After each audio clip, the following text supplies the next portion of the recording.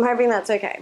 Okay guys, so today we're going to watch Pamela Anderson's Vogue Get Ready for Vivienne Westwood show. I've noticed that she has been in the media recently about not wearing makeup to fashion shows, award shows, and I find it super interesting because it's like polar opposite to what we're so used to and the beauty standards of society these days. Like, it's so different and I love it. I love Pamela Anderson. I think she is a very humble lady, especially like going from Playboy, she was like, you know, sex symbol, Baywatch, and I just think it's crazy that I think throughout this whole time and her whole celebrity journey, she has stayed pretty humble, which is rare to do in Hollywood. So let's jump into this video and let's see what we think, shall we? I didn't come to Paris Fashion Week and think, oh, I'm not going to wear any makeup. I just thought, I don't know, something just kind of came over me and I was dressing in these beautiful clothes and I thought, I don't want to compete with the clothes. I'm not trying to be the prettiest girl in the room. I feel like it's just freedom. It's like a relief. I don't need a stylist.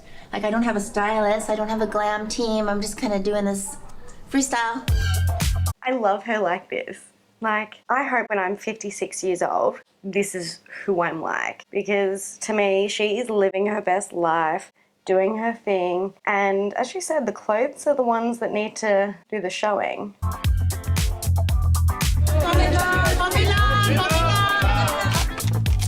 Hi, Vogue. Come on in. I'm going to get ready for the Andreas Conteler show for Vivienne Westwood. It's very peaceful in here. I don't have handlers or a glam team. I don't have handlers or a glam team. The way she says handlers, it's like celebrities do have like these little people that just move them around, do all these things for them. It's almost noon and the show's at 1 and I just got out of the bath. I let my hair dry naturally and I just put on some moisturizer because I am not into the makeup look right now. My mom always told me at some point in your life you're not going to want to wear makeup on your skin. And she's right. You kind of have to challenge beauty sometimes. You know, if we all chase youth or we're chasing our idea of what beauty is in fashion magazines and everything, we're only going to be disappointed or maybe a little bit sad. So I just need to say she's stunning. Like, she looks great. She was obviously like modeling and Playboy back in the 90s, and thin eyebrows were such an iconic thing back then. And I love that, like, her eyebrows pretty much never grew back and that's just how they are. And like, it's just iconic to me, thin eyebrows. And she looks amazing for her age, I think. What am I worried about? Like, am I worrying about what people think, how I look? And I thought, you know, this is the time for me to kind of be, again, probably a little rebellious. But I also feel as a woman, and as a woman my age and a woman in the public eye, I just kind of think it's also your job to be model of everything, just all sorts of choices.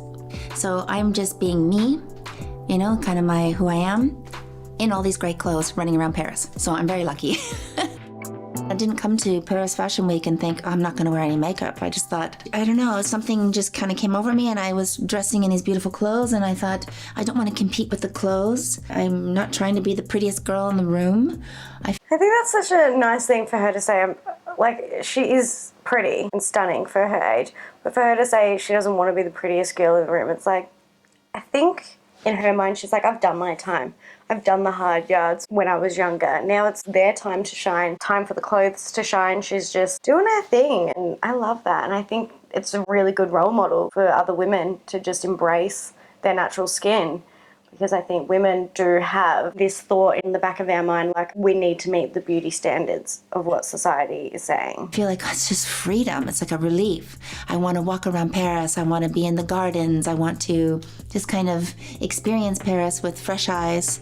It's an experiment. I thought, I'm not going to wear any makeup at Fashion Week in Paris, which is insane. This is my rose oil that I've made, and I just put it kind of all over my face. It was so nice. Victoria Beckham gave me a lot of makeup, but I haven't used any of it. It's clean makeup though. It's, you know, cruelty-free. I'm going to get dressed up for Andreas today. I'm going to put a little mascara on. I like that she put a bit of mascara on because if I'm not wearing makeup and I'm still leaving the house, I will still put mascara on. I feel like as long as there's some mascara on, you are good to go. You are ready. It just makes your eyes just that little bit open. I'm impressed that she made her own rose oil. I don't know how to do that. Maybe I should learn. I know this is going to be like the easiest getting ready with, because that's it. Funny thing is, I came with a lot of my archives. I came with some old, Chanel and, some Valentino and just things from my own closet. Dior and a lot of the Row. I love the Row. I brought a bunch of crazy shoes just from old. And these are like a pair of Vivienne Westwood boots that I had from probably 15 years ago, 20 years ago. So these are vintage from my own closet because I'm vintage now. Because I'm vintage now. I love that.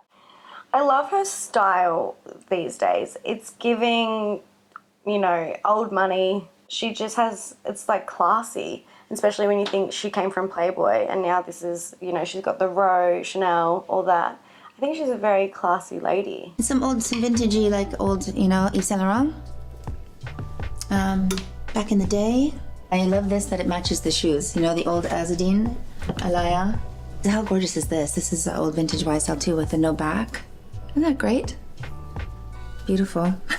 This is a vintage piece from Yves Saint Laurent from the 70s. These are old Christian Dior pants. This is kind of a cute little collection of old Vivienne. I love this look. Cute shorts. Oh, I love that set. That's stunning. That's something I would definitely gravitate towards. Blazer and shorts, love that. Vivienne, who's a dear friend of mine, and I'm, very sad that she is no longer with us and she's passed, but I want to support Andreas, who is like family to me too. They've both been to my house in Malibu and we spent a lot of time together, and, she was a great climate revolutionary, and so I want to support Andreas. This is the first show I've been to for Andreas since Vivienne's passed away, so there to support him. She's so kind and so sweet. I would love to meet her. I just want to feel her energy because she seems such like a kind person and so humble and just so nice to be around. So I'm excited about tonight. Really excited. Saving the best for last. You know what? These are not comfortable. I don't need a... Those boots are stunning. I love those boots. But see, I'm very short. I'm 5'1", and I feel like long boots just, I don't know, my whole leg just disappears like that. I don't need a stylist. I don't have a stylist. I don't have a glam team. I'm just kind of doing this freestyle. Never put a hat on a bed. It's bad luck. I think it's better with this off. Yeah. And the little diamond, right? I am cruelty-free. I love it. That's how I would dress if I was her. I would dress like that now. To me, it's like hobo chic. I'm a big fan of hobo chic. Don't look at me. I look stunning, but I also look very just doing my own thing. And I like how the hat covers her whole face. I really like that. How's your Netflix documentary has changed your life? Because Well, I feel like it was a very... I know. My son produced the film, and I think him and his brother were just sick of people not really knowing who their mom was, so that was kind of the driving force. And I said, the only thing, if you're going to do this documentary, I want nothing to do with it. I don't want to see anything. I don't want to see it. I don't want to have any control over this. And I said, I don't think I've saved anything, so I don't know how you're going to make this documentary. And it turns out I've saved everything. I'm a pack rat. Every school report card from my kids, home movies from when they were little. So anyway, they found everything. I watched a little bit of it, and I just, I couldn't watch it. I'm a bit like that. If once I post a video, I don't watch it. That's it. I can't watch it. I feel embarrassed. My parents will watch a video and they'll talk to me about it. I'm like, don't talk to me about it. I feel embarrassed about it, and it's so bizarre. I can never watch it. If anyone was going to do a documentary about me, I don't think I would watch it either. In grade 6, so when I was 12, at school, at primary school, we did this video, and I was the host, the presenter on this DVD video, whatever. I don't even remember what it was about. But the school had like a presentation for it and I did not go. I was like, I cannot sit with all my classmates and watch this. That is so embarrassing. And so till this day, I have never seen it. Don't know what I looked like. I know what I wore. I wore this black long sleeve, sparkly, like button-up shirt and blue jeans with flares. And I think the shoes that I was wearing were like Gallas. Ugh. But I never watched it and I don't think I could ever find a copy of it, and I'm glad. So I feel her on that. Plus, I kind of grew up a little bit at the Playboy Mansion, so I mean, I was surrounded by, sexy lifestyle. So sometimes I would feel like I'd brought it upon myself when people talked badly to me. Even though that's a horrible thing to say, and obviously it's not true because you should always be respected, but at the time I just learned how to kind of navigate it and not take it too personally and laugh it off.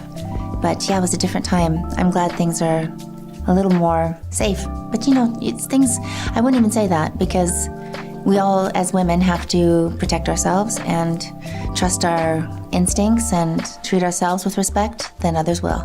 People do come up to me on the street now and say, I love you. I didn't like you before, but I love you now. I was like, okay, thank you. Because of the documentary. Like, I watched her documentary and I think you just understand her a lot more now. And like, before I didn't hate her, I had no judgment against her, and I was born in 1993. So she was already a thing before I was even born. All I remember as I got older was like her and Tommy, and I thought they were cool. I thought they were like rock stars. Like, I loved it, but I didn't understand it. So when I watched the documentary, it was a very big eye-opener for me, and I really liked her when I watched the documentary. If you haven't seen it, go check it out. It's fun to celebrate fashion and beautiful lives and things because we all need escapism. We all want to dream. When you watch people at these shows and you can just put yourself in their shoes. I like the relatability and the dream of it. I mean, I didn't come from anything fancy, and sometimes I'm always like pinching myself, like, am I really here? I'm so lucky to be here. But the most important thing is to remain joyful and to have fun and to, remain grateful and at peace with yourself. What do you do to remain joyful when you feel a little down? I write all the time. I'm always writing. And I look at how grateful I am for my children, my boys, my animals. They always make me happy. My dogs, they make me smile every day.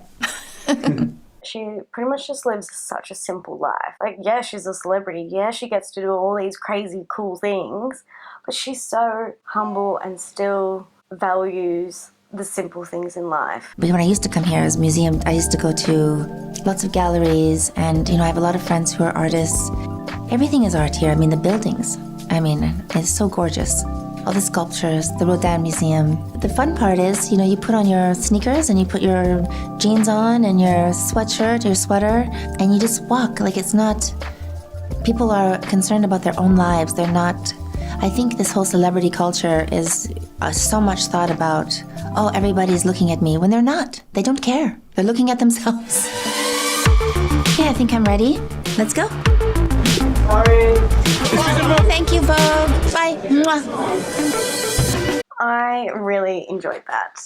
Like, I think I have such a soft spot for her, and she is just amazing. I think she looks great with no makeup. I hope she changes how women see themselves. Like, I just think that's so empowering. I think it's empowering for her, I think it's empowering for other women, and I just think we should all embrace our natural faces with no makeup on and still enjoy the glam, of course. I love it because I think she still looks beautiful, and I think men would still find her beautiful. I think all around she's just a beautiful human being. Could I say beautiful anymore? So leave a comment. Let me know what you guys think about no makeup on a red carpet. Would you ever do it? Would you ever go to an event with no makeup on? Could this be a new thing? Let me know. I hope you liked the video. give it a thumbs up, subscribe. Would really appreciate it because we've gained some new subscribers over the last, month, and I really appreciate all those new subscribers. So thank you, and I will see you next time.